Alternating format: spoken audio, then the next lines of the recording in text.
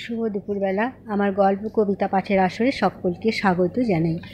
পরমপিতা পরমেশ্বরের কৃপায় আশা করি সকলেই ভালো আছেন, সুস্থ আছেন, নিরোগ আছেন, শান্তিতে আছেন। আজ যাদের জন্মদিন তাদের অনেক অনেক শুভেচ্ছা, ভালোবাসা, দীর্ঘায়ু কামনা করি ঈশ্বরের নিকট।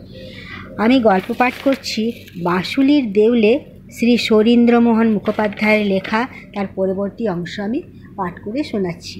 নিশ্চয়ই গল্প পাঠ ভালো লাগবে আপনাদের। আমাকে কমেন্ট করে জানালে আমি সমৃদ্ধ হব আর নতুন নতুন পাঠ পড়তে আমার খুব ভালো লাগবে। তাহলে আমরা শুরু করি।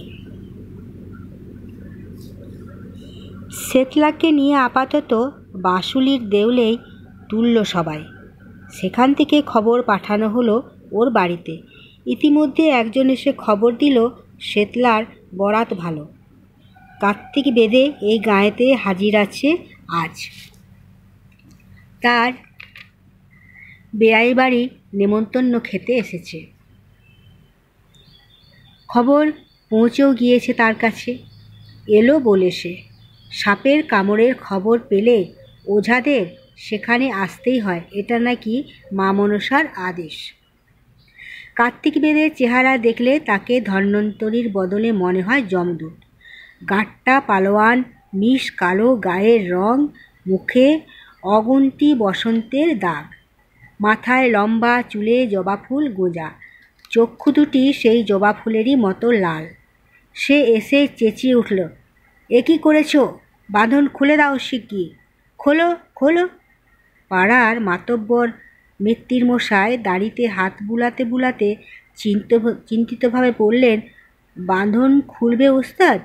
ডাক্তারিরা কিন্তু বলে বাঁধন থাকলে বিষ উপরে উঠতে পারে না। দাঁত খিচিয়ে কার্তিক জবাব দিল, তাহলে ডাক্তার ডাকলেন না কেন? আমায় যখন এনেছেন আমার হুকুম মতো কাজ হবে।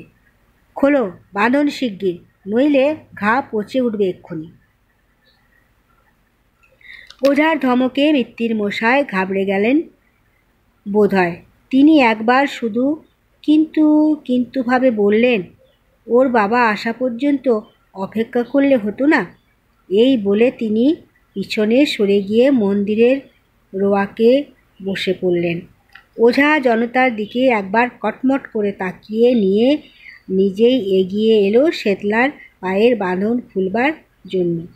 কিন্তু তাকে আর হাত দিতে হলো না বাঁধনে। পিছন থেকে তার লম্বা চুল জোরে টেনে ধরল একটা বাচ্চা ছেলে। সে খেতু। ক্যারা বলে যমদূতের মতো রক্তচক্ষু তুলে হুঙ্কার করে ফিরে দাঁড়ালো কার্তিক। ভদ্রলোকের ছেলে দেখে হঠাৎ গায়ে হাত দিতে ভরসা হলো না, কিন্তু হাত ধরে এমন নাড়া দিল যে খেতুর মনে হলো হাতখানা তার কাঁধ থেকে ছিঁড়ে আসতে চাইছে।